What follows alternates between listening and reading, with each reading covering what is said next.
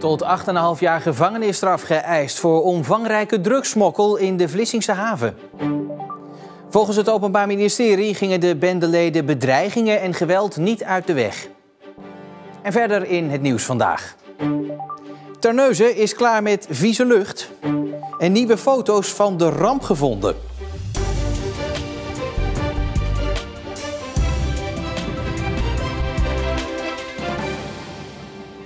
Goedenavond. Het was een opvallend gezicht 2 jaar geleden toen de politie op 30 plekken invallen deed, wapens in beslag nam en verdachten van hun bed lichtte.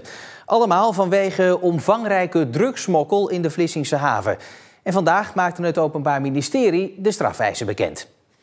En dus gaan we naar de rechtbank in Breda, want daar is verslaggever Mercy Kamermans de hele dag bij die zaak aanwezig geweest. Mercy, tegen de 9 verdachten, allemaal mannen trouwens, tussen de 3 en 8,5 jaar gevangenisstraf geëist. Hoe is het Openbaar Ministerie tot die straffen gekomen? Nou, de officier van Justitie begon zijn verhaal vanochtend met te zeggen dat we het eigenlijk wel over hele ernstige criminele zaken hebben. Eigenlijk wordt het soms bijna een beetje gewoon als we horen, er is weer 1000 kilo kook gevonden in de haven, in Vlissingen, Rotterdam of waar dan ook. Maar hij zegt dat is niet normaal. Hier gaan hele criminele netwerken staan achter die kilo's kook, zeg maar. En hier gaan hele grote bedragen in om. En zoals je ook al zei, er zijn sprake van bedreigingen, geweld. Dus daarom ook hoge straffen. De hoogste straffen van 7, 8 jaar, die gaan naar de leiders van die criminele organisaties. Zij stuurden de anderen aan. En de lagere straffen van 3, 4 jaar, die gaan naar de uithalers. Zij deden het praktische werk in de haven. 9 Zeeuwen en een Brabander tussen de 26 en de 48 jaar worden verdacht van drugssmokkel in de Vlissingse haven, het witwassen van geld en deelname aan een criminele organisatie. De meeste verdachten waren werkzaam in de haven van Vlissingen en konden op die manier de cocaïne van het haventerrein smokkelen. De zaak kwam aan het rollen doordat de politie in de zomer van 2020 maandenlang geheime chatberichten van Zeeuwse criminelen kon meelezen. De politie deed op 1 juli 2020 meer dan 30 invallen, waaronder in Zeeland. Daarbij werden onder meer €500.000 in contanten, 4 vuurwapens en luxe goederen in beslag genomen. Mercy, hoe reageerden de verdachten eigenlijk op de strafeisen vandaag? Nou, alle verdachten waren aanwezig. Dat was hun ook verplicht gesteld. Ik heb eigenlijk niet veel emotie gezien. Terwijl het toch om best wel hoge gevangenisstraffen ging. Ik denk dat ze ook wel al een beetje voorbereid waren. Ook misschien door hun advocaat. Maar de gevolgen zijn wel heel groot. Ze zijn natuurlijk in 2020 allemaal opgepakt. Ze hebben een paar maanden vastgezeten in voorarrest. Maar zijn daarna vrijgelaten in afwachting van hun proces. En als de strafeisen door de rechtbank worden opgevolgd, dan moeten ze toch allemaal wel echt terug de bak in. Ja, en of dat gebeurt is natuurlijk afhankelijk van het bewijs. Hoe zit het daarmee in deze zaak? Ja, het meeste bewijs komt uit die geheime chatberichten waarmee de politie dus maandenlang kon meelezen. Ja, en dat is tegelijkertijd ook iets wat de advocaten van de verdachten gaan aangrijpen. Ja, daar gaan ze verweer tegen voeren aankomende woensdag. Dat doen ze gezamenlijk. Dat is niet iets nieuws, want landelijk gebeurt dat ook bij andere rechtszaken. De verdediging die heeft zoiets van, hoe rechtmatig is het bewijs dat de politie heeft verkregen door maandenlang mee te lezen? En hoe is ook te bewijzen wie nou was? Want ze maakten allemaal gebruik van een zogenaamde nickname. En hoe weet je nou wie daarbij hoort? Ja, wat de rechtbank daarvan vindt, dat is nog even afwachten totdat ze uitspraak gaan doen. Mercy Kamermans, dankjewel. Ja, de komende 2 weken gaat die behandeling dus nog verder. Dan komen die advocaten dus gezamenlijk aan het woord. Pas over ruim 2 maanden volgt dan de uitspraak op 7 april.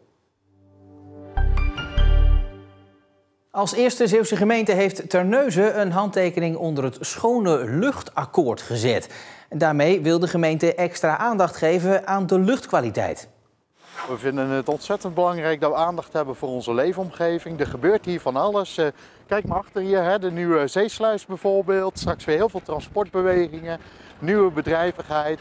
En dat is ontzettend welkom. En tegelijkertijd zeggen we die balans met die leefomgeving, die is gewoon heel belangrijk. Het is ook goed dat mensen hier in goede gezondheid en fijn kunnen wonen.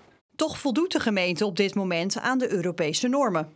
Maar normen staan niet altijd gelijk aan de gezondheidsnormen. Dus wij denken dat door het nemen van een aantal stappen de kwaliteit van de leefomgeving best wel een beetje omhoog kan.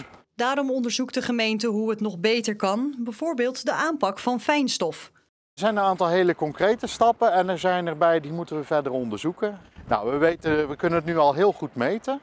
Maar tot de bron komen en dan ook met een actieplan samen stappen zetten, dat heeft nog even tijd nodig. De gemeente werkt dit jaar verschillende plannen uit. In 2030 moeten de eerste resultaten in de luchtkwaliteit terug te zien zijn. De politie heeft bekendgemaakt dat vlak na een woningbrand 2 weken geleden een 33-jarige Duitser en zijn 15-jarige dochter zijn aangehouden. Ze worden verdacht van brandstichting en zitten nog altijd vast. Bij de brand aan het sluispad in Burghaamstede stond de volledige benedenverdieping in lichterlaaien. De politie onderzoekt ook of de brand een verband heeft met een eerder incident in de woning, toen een vrouw werd overgoten met een bijtende vloeistof. Chauffeurs in het streekvervoer gaan de hele volgende werkweek staken. Werknemers en werkgevers worden het maar niet eens over de nieuwe CAO. De werkdruk is te hoog en het salaris is te laag, vinden ze. En daar moet meer aan gebeuren. 2 weken geleden werd er ook al gestaakt. En ook vorig jaar legden chauffeurs al verschillende keren het werk neer. En de talentvolste mbo-studenten van Nederland op het gebied van horeca zijn deze week in Middelburg te vinden. Op het Scalda doen ze mee aan de kwalificatie voor het NK in Amsterdam. Koks in opleiding, gastheren en vrouwen en hotelreceptionisten uit het hele land laten hun talenten zien.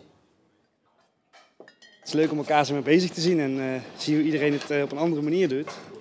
En ja, dat is wel lachen. Zelfuitdaging en heel veel kunnen uitproberen, zonder dat het te moeilijk wordt. Ja, het is sowieso goed voor de branche horeca om talenten in de spotlight te zetten. En de ruwe diamanten bij alle mbo-scholen, die moet je slijpen en die moet je polijsten. En die moet je een podium bieden. Dus het is heel belangrijk om excellentie in het mbo te laten zien. En die wedstrijden in Middelburg duren in totaal 4 dagen. Donderdag, dat is de laatste dag. 70 jaar na de ramp zou je denken dat al het fotomateriaal wel bekend is. Maar onlangs doken er toch weer tientallen onbekende foto's op. Gemaakt door een luchtfotograaf, Bart Hofmeester. Roel Dijkstra heeft het volledige archief van de in 2001 overleden luchtfotograaf in zijn bezit. Nou ja, dit is het archief van Hofmeester. 2 miljoen negatieven. En we hebben een boel bekeken, maar ook een boel nog niet. En hoeveel negatieven liggen hier, weet je dat? Het zijn er ongeveer 1200 per doos. Ik denk dat er hier een 180 tot 200.000 liggen. En dan hebben we hier nog 2 kasten met iets kleiner formaat. En daar liggen er nog 1,5 miljoen, denk ik. Daar heb ik nog niet eens naar gekeken. Ja, en toen kwam ik plotseling 168 negatieven van de watersnoodramp tegen. Ja, hoe ging dat? Zaten die in een aparte doos? Nee, dat zat er gewoon tussen. En ik zat, we zijn bij het begin begonnen, bij het oudste natuurlijk. En ik dacht, watersnoodramp. Dan ben ik mee naar het Watersnoodmuseum in Ouwerkerk geweest. En die zeiden van, deze foto's kennen we helemaal niet. Weet je hoe het komt dat die foto's nooit gepubliceerd zijn of nooit ergens te zien geweest zijn? Ik heb geen flauw idee. Er zijn er een paar en die herkenden we. Maar ik denk van de misschien 10, 12, 15 van de 168, die herkenden we. De rest, geen flauw idee. En waar heb je die foto's van de watersnoodramp nu? Hier liggen ze. Even kijken. Hop. Ik heb ze maar even apart gaan houden. Dit zijn de afdrukken en hier de negatieven. Allemaal enorm formaten en tegen het licht bekijken wat erop staat. En zo 168 stuks. Een beetje nonchalant in een doosje. We hebben ze in deze tijd natuurlijk nog eventjes, iedereen wil ze zien. En hebben ze er maar even uitgehaald, maar het staat normaal in een kast die gewoon dicht zit. Moet ook van de brandverzekering. Dus. Medewerkers van het Watersnoodmuseum hebben van alle foto's uitgezocht waar die zijn genomen. Daar zit een bende kennis bij de jongens, dat is echt... Ze vonden het ook leuk. Het waren raadsels natuurlijk. Dus ja, dan ga je puzzelen. En sommige mensen die pakken een kruiswoordpuzzel en anderen die pakken een foto. Dijkstra heeft op dezelfde plekken als Bart Hofmeester nieuwe foto's gemaakt. Hij stapte samen met schrijver Mark van Velzen van het Watersnoodmuseum in het vliegtuig om de locaties te fotograferen. En was dat lastig om die plekken terug te vinden vanuit de lucht? Ja, Sommige dingen, daar wees de schrijver de plek aan.